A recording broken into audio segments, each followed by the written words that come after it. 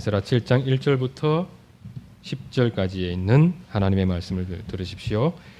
이 일 후에 바사왕 아닥사스다가 왕 위에 있을 때에 에스라라 하는 자가 있으니라. 그는 스라야의 아들이요 아사라의 손자요 hil기야의 증손이요 살룸의 현손이요 사독의 5대 손이요 아이두베의 6대 손이요 아마랴의 7대 손이요 아사라의 8대 손이요 무라요의 9대 손이요 스라히아의 10대 손이요 우시엘의 11대 손이요 국기의 12대 손이요 아비수아의 13대 손이요 비느하스의 14대 손이요 엘르아살의 15대 손이요 대제사장 아론의 16대 손이라.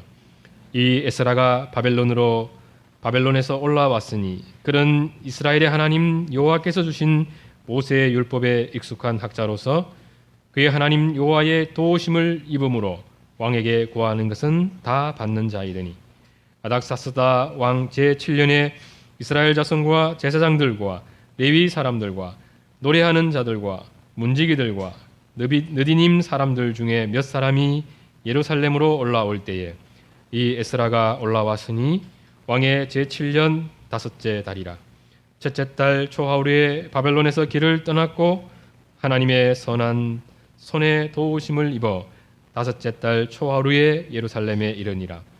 에스라가 여호와의 율법을 연구하여 준행하며 율례와 규례를 이스라엘에게 가르치기로 결심하였었더라.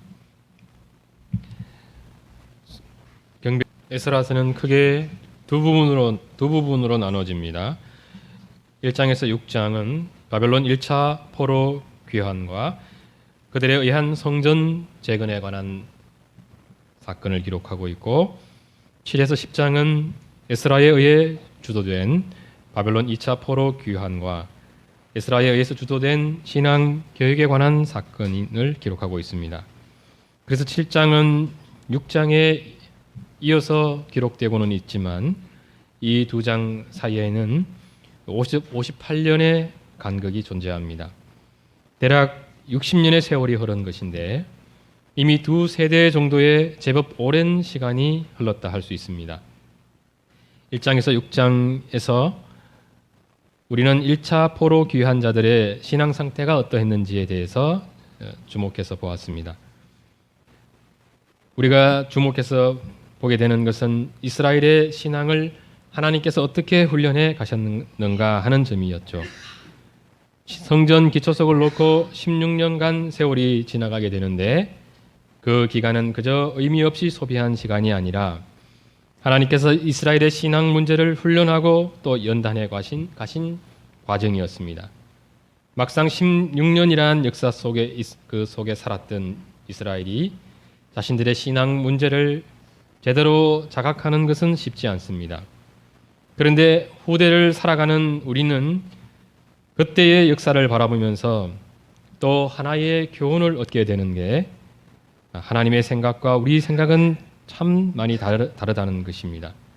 성전 재건을 고대하며 열심히 기도했을 사람들은 왜 하나님께서 자신들의 기도에 응답하지 않으시는가 의아해하기도 했을 것이고 또 한편으로는 답답한 마음이 많았을 것입니다. 대부분의 사람들은 사마리아 사람들의 방해로 인한 정치적인 이유 때문에 성전 재건이 힘들다 생각했을 것입니다.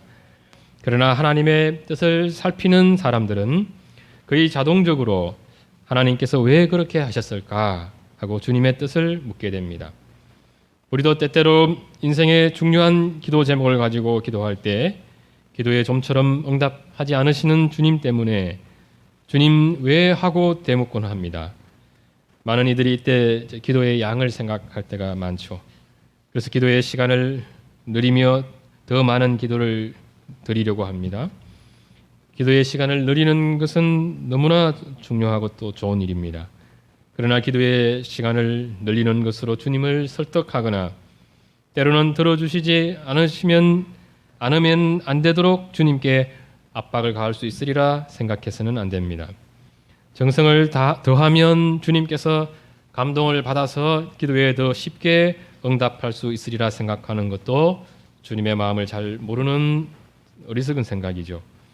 주님께서 우리의 기도를 들어주시는 것은 오로지 주님의 주권에 속한 문제고 우리의 행위에 기인하지 않습니다.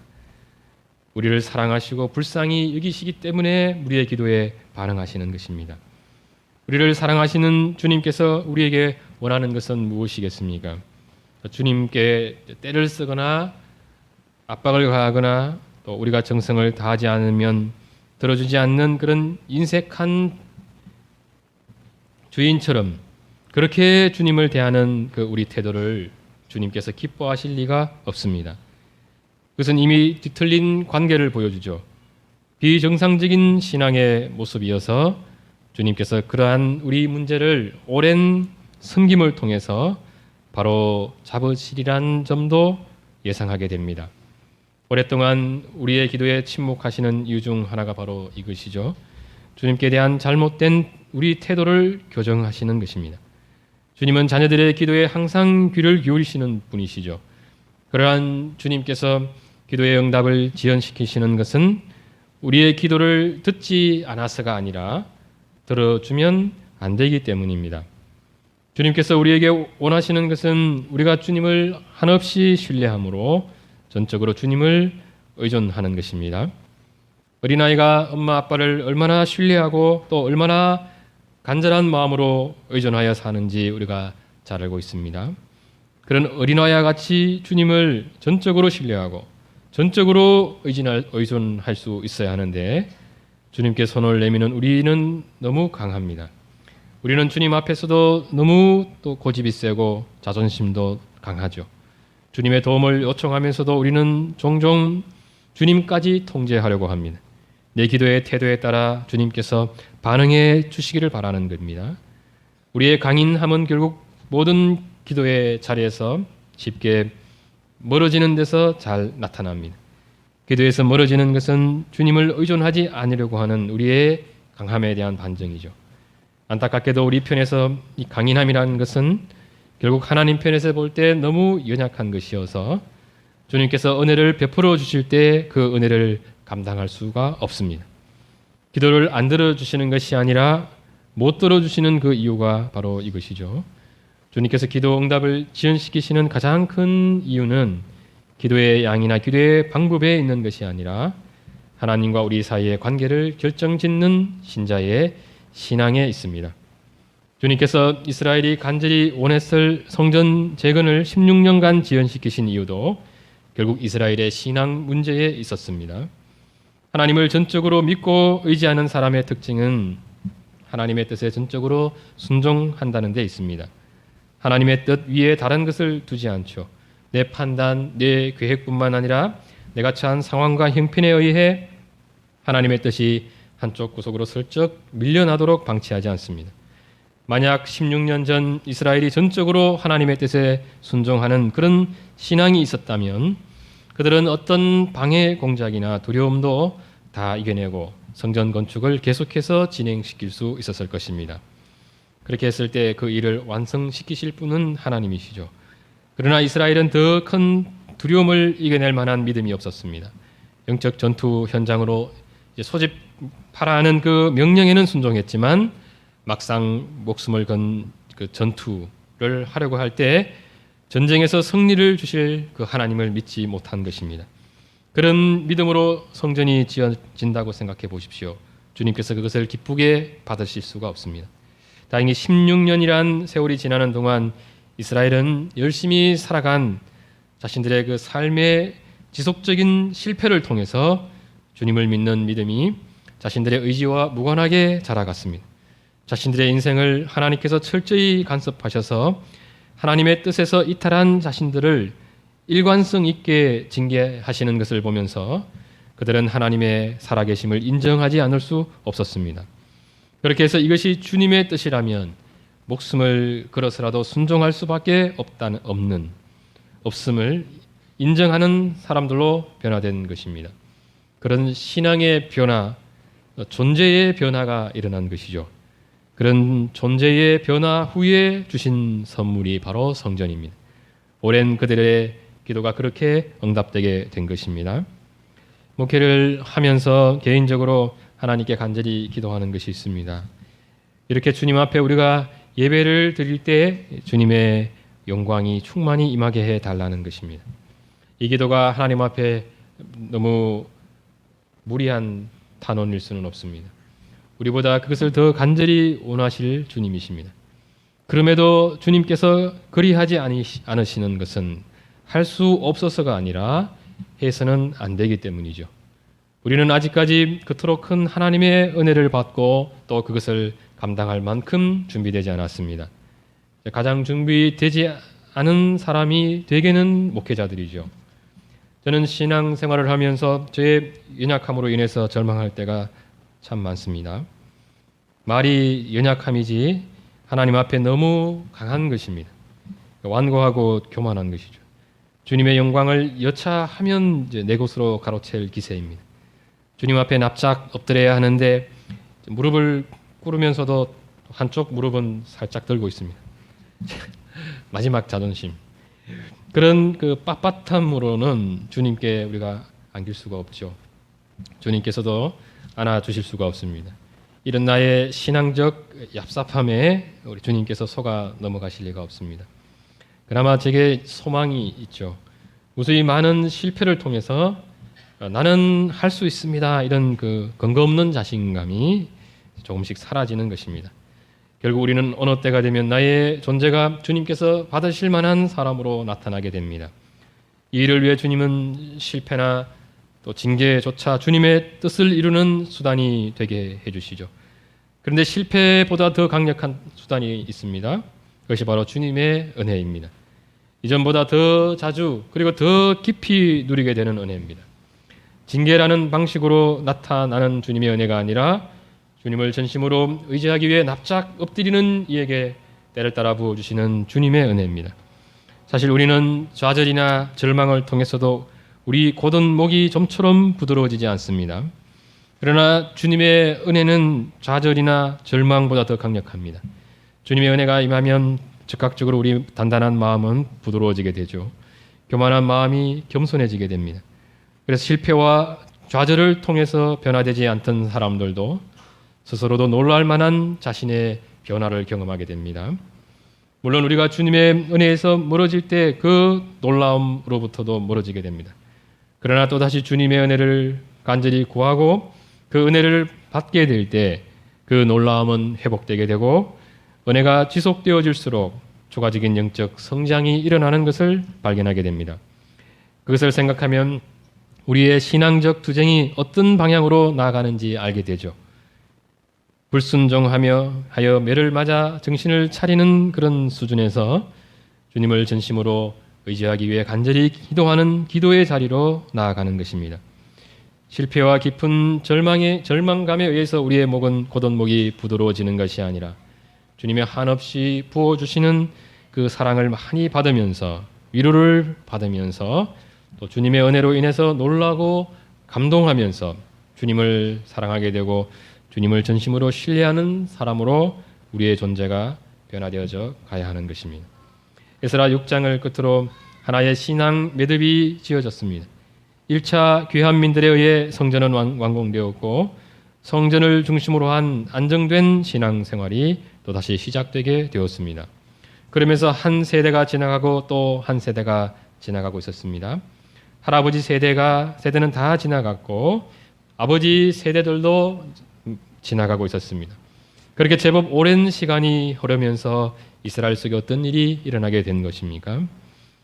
에스라 9장 9절 10절 말씀을 보겠습니다. 에스라 9장 9절 10절이 두 세대가 지난 후에 이스라엘의 모습을 잘 보여주고 있습니다. 9장 9절 10절입니다. 우리가 비록 노예가 되었사오나 우리의 하나님이 우리를 그 종살이하는 중에 버려두지 아니하시고 바사 왕들 앞에서 우리가 불쌍히 여김을 입고 소생하여 우리 하나님의 성전을 세우게 하시며 그 무너진 것을 수리하게 하시며 유다와 예루살렘에서 우리에게 울타리를 주셨나이다. 우리의 하나님이여 이렇게 하신 후에도 우리가 주의 계명을 저버렸사오니 이제 무슨 말을 하오리까? 다시 주의 계명을 저버렸다는 것입니다. 입이 10개라도 할 말이 없다는 것이죠. 일단 우리 시선을 끄는 것이 9절 말씀입니다. 유다와 예루살렘에서 우리에게 울타리를 주셨나이다. 울타리를 주셨나이다. 하나님께서 자신들에게 베풀어 주신 은혜를 울타리에 빗대어 실감나게 표현해 주고 있습니다. 집을 둘러싸고 있는 울타리, 성을 둘러싸고 있는 울타리, 국경에 쌓아둔 그런 울타리, 다 울타리 안에 있는 것들을 보호하기 위해 존재합니다. 예루살렘과 같이 천혜의 요새인 이런 지역은 자연이 제공하는 아주 든든한 울타리가 있어서 적의 침략으로부터 상당히 안전한 곳이었습니다. 그런 든든한 울타리도 아수르나 바벨론에 의해서 여지없이 무너졌습니다. 이스라엘을 보호하는 가장 강력한 울타리, 그것은 군사력이었고 또 경제력이었습니다. 그런데 솔로몬 시대에 그토록 강력했던 울타리도 다 무너졌습니다. 우리도 우리의 삶을 보호하게 해주고 또 우리가 상당 부분 기대고 있는 울타리들이 있지 않습니까? 그 울타리가 제법 높고 든든하다 싶으면 우리는 그 울타리가 나를 좀 지켜줄 것으로 착각할 때가 있습니다. 그런데 인생을 살아가다 보면 그것이 지켜주지 못한다는 것을 알게 됩니다. 재력도 지켜줄 수 없고 문벌도 아무것도 아니죠. 또 건강도 그렇습니다. 항상 건강할 것 같은데 건강을 잃게 되면 우리는 어떤 심리적 상태가 다 무너지는 것을 경험하게 됩니다. 든든할 것 같은 그런 인맥도 의지할 것이 못 된다는 것을 깨닫게 됩니다. 그런데 하나님은 어떻습니까? 9절에 나타난 울타리는 눈에 보이는 성벽이라기보다는 하나님의 보호해 주시는 손길로 보는 것이 적절합니다. 예루살렘의 성벽이 그나마 쓸만하게 재건되는 때는 느헤미야 때이기 때문입니다. 성벽이 없는 때에도 주님께서 이스라엘의 울타리가 되어 주셨다는 것은 주님께서 친히 그들의 보호자가 되어 주셨다는 것을 의미하죠. 그리고 이스라엘의 보호자가 되어 주셨다는 것은 성전을 허락해 주신 하나님께서 계속해서 이스라엘에게 은혜를 베풀어 주셨다는 것도 의미합니다. 주님의 은혜가 없다면 든든한 군사력을 지니고도 불안합니다. 그러나 주님의 은혜가 임하면 알 수 없는 마음의 평강이 임하게 되죠. 분명 부족한 것이 많은데 또 분명히 든든하게 지켜줄 울타리가 없는 것 같은데 하나님의 보호 아래에 있는 백성들은 아무런 염려 없이 평강 가운데 살아갈 수 있습니다. 그렇게 잘 산 세월을 이스라엘이 하나님의 은혜 가운데 보내고 있었던 것입니다. 우리는 이것을 잘 생각하지 못할 때가 많은데 신자들에게 있어서 인생의 가장 강력하고 분명한 보호막, 그 울타리는 하나님이시라는 사실입니다. 하나님 안에 있을 때만 우리는 진정한 안식과 평강 가운데 살아갈 수 있습니다. 주님께서는 주님의 울타리 되심을 우리에게 베푸시는 은혜를 통해서 표현해 주시는 분이시죠. 그래서 신자들은 하나님의 은혜를 풍성히 누릴 때마다 하나님의 든든한 보호 속에 살아가는 것을 경험적으로 알게 되고 살아가면서 시달리게 되는 염려와 두려움과 이 불안에서 벗어나는 것을 발견하게 됩니다. 교회 공동체도 그렇습니다. 언약교회 공동체를 보호하는 울타리는 하나님의 은혜입니다. 교회 속에 주님의 은혜가 충만할 때 교회는 평강이 잔잔히 흐르게 됩니다. 교회를 위협하는 요소가 무수히 많습니다. 그 가운데 하나가 우리의 혀, 입입니다. 주님의 은혜로 통제되지 않고 쏟아져 나오는 말만큼 교회에 위협적인 것이 잘 없습니다. 교회 속에 주님의 은혜가 고갈되기 시작하면 이상하게 주님을 위한다고 하는 일들이 잘 되지 않습니다. 다툼이 많아지게 되고 또 하나됨의 균열이 일어나게 됩니다. 주님의 은혜에서 멀어진 교회는 마치 면역력이 떨어져서 세균으로부터 바이러스로부터 전혀 보호받지 못하는 사람과 같습니다. 그래서 영적 바이러스와 같은 비성경적인 요소들, 이 세상의 세속주의가 교회 속에 그대로 밀려와도 방어할 힘이 없습니다. 그러면서 교회가 무너지게 되고 망하는 것 같은 일들이 발생하게 됩니다. 하나님께서 우리에게 은혜와 긍휼을 베푸실 때 그 손길이 얼마나 섬세한지 모릅니다. 아마 우리가 그것을 제대로 깨닫고 나면 충격을 받을 것입니다. 우리가 상상도 할 수 없을 만큼 섬세하시고 또 풍성합니다. 사람이 자기 길을 계획해도 그 걸음을 인도하시는 이는 하나님이시다. 이 잠언서 말씀 그대로입니다. 이렇게 하면 이야기하면 잘 모르겠다고 또 말씀하실 분들이 있을지 모릅니다. 그런 분들은 기도를 좀 더 많이 해봐야 됩니다. 기도하지 않는다는 것은 내 삶을 하나님의 눈으로 바라보는 그 시간들이 점점 사라지는 것을 의미합니다. 그래서 기도에서 멀어지게 되면 하나님께서 내게 베풀어 주신 은택을 감지하는 영적인 감각이 사라지게 됩니다. 그러다가 기도하며 또다시 주님의 은혜를 받게 되고 마음에 깊이 회개가 되는 때가 있습니다. 그때 우리는 내가 걸어간 한 걸음 한 걸음 하나님의 은혜의 돌다리 위를 걸었다는 것을 발견하게 되죠. 하나님의 은혜가 이처럼 섬세하고 풍성해도 우리 자신이 하나님의 은혜에서 멀어지게 된다면 그것을 감지하지 못하고 누리지 못하게 됩니다. 하나님의 보호하심 속에 있으면서도 그것을 전혀 의식하지 못한 채 마치 부모를 잃은 고아와 같이 사는 그런 모습이 되게 됩니다. 건강한 삶을 사는데 가장 좋은 환경 속에 살아가면서도 본인의 마음속에 은혜가 고갈되어 있다면 그런 좋은 환경 속에서도 영적 질병에 시달리면서 서서히 죽어가게 됩니다.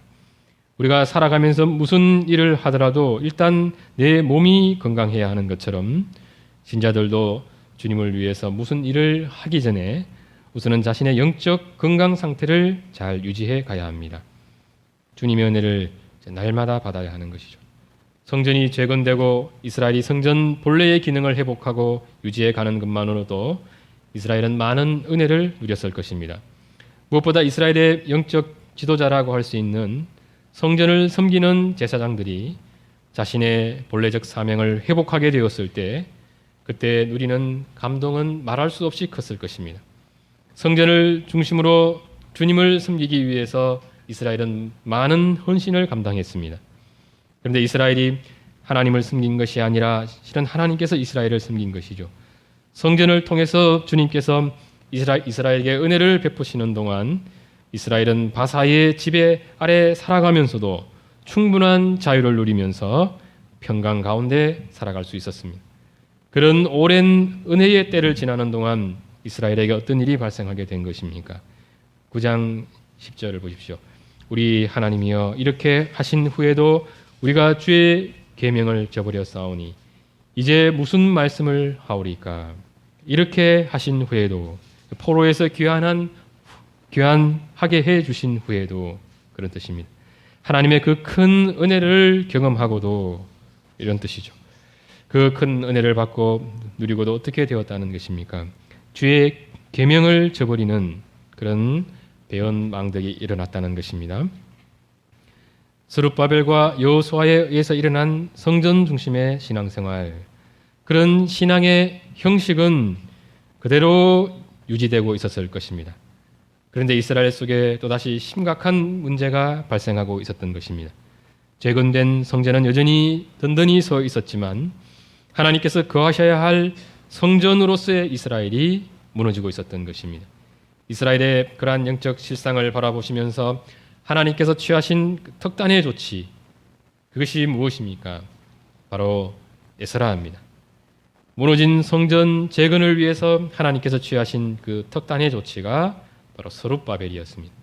스룹바벨의 귀한, 그리고 이스라엘의 스룹바벨과 함께한 이스라엘의 헌신입니다. 이제 신앙의 형식은 회복되고 어느 정도 그 형식을 통해서 신앙이 유지되고 있었지만 여전히 개혁되어야 할 신앙의 내용이 남아 있었던 것입니다. 성전 재건 후 한동안 하나님께서 내려주신 그 은혜로 또 감격으로 어느 정도 그 죄악이 통제되고 있었을 것입니다. 이스라엘의 영적 생명력을 위협할 정도는 아니었을 것입니다. 그러나 9장 1절 3절을 보십시오. 1절에서 3절. 이일 후에 방백들이 내게 나와 이르되 이스라엘 백성과 레위 제사장들과 레위 사람들이 이 땅 백성들에게서 떠나지 아니하고 가나안 사람들과 헷 사람들과 브리스 사람들과 여부스 사람들과 암몬 사람들과 모압 사람들과 애굽 사람들과 아모리 사람들의 가정한 일을 행하여 그들의 딸을 맞이하여 아내와 며느리로 삼아 거룩한 자손이 그 지방 사람들과 서로 섞이게 하는데 방백들과 고관들이 이 죄에 더욱 어뜸이 되었다 하는지라. 지도층에 그런 영적 붕괴가 일어나고 있는 것을 잘 보여줍니다. 이 일로 인해 에스라가 받은 충격이 3절에 잘 나타나 있습니다. 내가 이 일을 듣고 속옷과 겉옷을 찢고 머리털과 수염을 뜯으며 기가 막혀 앉으니. 또 10장 1절도 이렇게 말씀합니다. 에스라가 하나님의 성전 앞에 엎드려 울며 기도하며 죄를 자복할 때에 많은 백성이 크게 통곡하며 이스라엘 중에서 백성의 남녀와 어린아이의 큰 무리가 그 앞에 모인지라. 이 부분에 대해서는 나중에 9장 10장 공부할 때 다시 자세히 살피도록 하겠습니다. 분명한 것은 이스라엘의 죄악이 하나님 앞에 대단히 심각했다는 것입니다. 이스라엘의 문제가 얼마나 심각했는지 누구보다 잘 아시는 분이 하나님이십니다. 그토록 심각해져가는 이스라엘의 영적 문제를 바라보시면서 하나님께서 이스라엘의 문제를 간섭하게 되는데, 그러면서 취하신 그 조치, 바로 모세의 율법에 익숙한 학자 에스라를 예루살렘으로 보내시는 일이었습니다. 이 사건은 마치 지난날 애굽에 종살이하던 이스라엘을 위해서 주님께서 오랜 세월 모세를 준비하신 것에 비견할 만합니다. 그때는 모세를 보냈다면 이제 주님은 영적으로 급속히 타락해가는 이스라엘을 위해서 모세의 율법에 익숙한 학자 에스라를 이스라엘을 위해 파송하셨습니다. 7장 1절에서 5절은 그가 제사장 아론의 직계 후손임을 밝혀주고 있습니다. 바로 에스라가 아론의 직계 후손, 곧 정통성 있는 대제사장이라는 것입니다. 그가 어떤 사람인지에 대한 이 소개 6절을 보십시오. 이 에스라가 바벨론에서 올라왔으니 그는 이스라엘의 하나님 여호와께서 주신 모세의 율법에 익숙한 학자로서 그의 하나님 여호와의 도우심을 입음으로 왕에게 구하는 것은 다 받는 자이더니. 그가 어떤 신앙의 사람인지 10절에 나타난 에스라의 신앙적 결단에 대해서는 다음에 살펴보도록 하겠습니다. 오늘 우리가 주목하고자 하는 것은 하나님께서 계속해서 주님의 일을 위해서 주님의 사람을 준비시켜 가신다는 점입니다. 성경 전체를 통해서 우리는 이것이 하나님께서 하나님의 일을 해 가시는 일관성 있는 방식임을 알게 됩니다. 주님께서 주님의 일을 하시기 전에 먼저는 주님의 사람들을 철저히 준비시켜 가시는 분이십니다. 철저히 준비시켜 가시는 그 하나님의 일하심이 나타나지 않을 때, 대개 그때는 어떤 때겠습니까? 하나님의 징계와 훈련이 더욱더 오래 지속되리라는 것이 예상 가능하죠. 우리는 다음 세대의 교회를 고민할 수밖에 없는 때를 또 살아가고 있습니다. 다음 세대의 교회는 다음 세대를 섬길 하나님의 일꾼들이 어떻게 준비되어져 가고 있는지를 보면 알 수 있죠. 그 모습이 잘 나타나고 있다면 우리는 하나님의 또 한 번의 놀라운 은총의 때를 기대할 수 있습니다. 그러나 그 모습이 나타나지 않는다면 더욱더 오랜 영적 쇠락이 예상되는 것입니다. 주님께서 한 지역 교회에 영적으로 큰 은혜를 내려주시려고 할 때 먼저는 주님의 뜻에 수종들 목회자를 준비시키시고 세우는 일을 감행하십니다. 주님께서 우리를 통해서 한국 교회를 섬기시려고 하신다면 먼저는 우리가 그만한 일을 감당할 만한 역량 있는 사람들로 준비시켜 가시는 것이죠. 주께서 우리 삶에 또 다른 은혜의 때를 허락하기 전에 우리로 하여금 간절하게 기도하게 하시는 그 일이 있게 됩니다. 주님은 먼저 사람을 준비시켜 가시는 분이십니다. 참된 영적 갱신과 영적 부흥을 허락하기 전에 주님은 먼저 진정한 영적 부흥을 위해 간절하게 기도하는 그 기도의 사람들, 말씀의 사람들을 준비시켜 가는 분입니다. 그래서 저 역시 사람에게 관심이 많습니다. 지금 교회의 크기나 화려함은 중요하지 않죠. 중요한 것은 누가 교회를 섬기고 있는가, 누가 교회를 섬길 것인가에 있습니다. 지금 목회자 후보생들이 어떻게 준비되어져 가고 있는가, 하나님께서 30대, 40대 목회자들을 어떻게 훈련해 가시는지를 보면 한국교회의 미래의 모습이 이제 어느 한 세대 정도의 모습이 예상되게 되는 거죠. 그래서 우리가 해야 할 일은 기도하는 일입니다. 가만히 앉아서 에스라가 오기를 기다려서는 안 되겠죠. 하나님의 큰 은혜의 때를 고대하면서 주님께서 이 시대와 다음 시대를 섬길 준비된 주님의 제자들, 주소할 일꾼들 보내주시도록 기도해야 합니다. 우리가 살아가면서 주님께서 이런 은혜를 베풀어 주셨으면 좋겠다 하는 것들이 있습니다. 가장 중요한 것은 내가 하나님의 은혜를 받을 만한 사람으로 변화되어져 가는 것입니다. 은혜 받을 사람으로 자신을 준비시켜 가야 합니다. 주님을 믿으려고 애를 쓰는 사람에서 이제는 주님이 믿어지는 사람으로 성장해 가야 합니다. 그러므로 우리는 기도해야 하는 것이죠. 언약교회가 하나님 나라에 어떻게 쓰임받았으면 좋겠는지를 깊이 생각할 뿐만 아니라 그것을 위해서 간절하게 기도하고 하나님께서 쓰실 만한 교회로 계속해서 우리는 준비되어져 가야 합니다. 기도드리겠습니다. 거룩하신 아버지 하나님, 우리에게 은혜를 베풀어 주시기 전에 우리를 은혜 받을 만한 사람으로 빚어가시는 주님이신 것을 알게 됩니다.